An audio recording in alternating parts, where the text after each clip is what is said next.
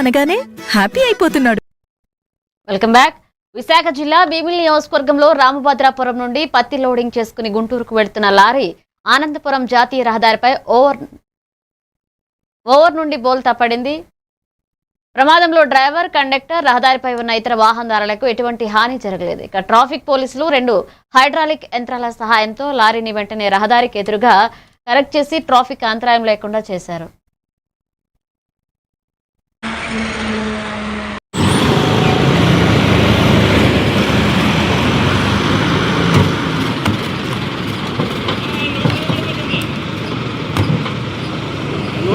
పర్లేదు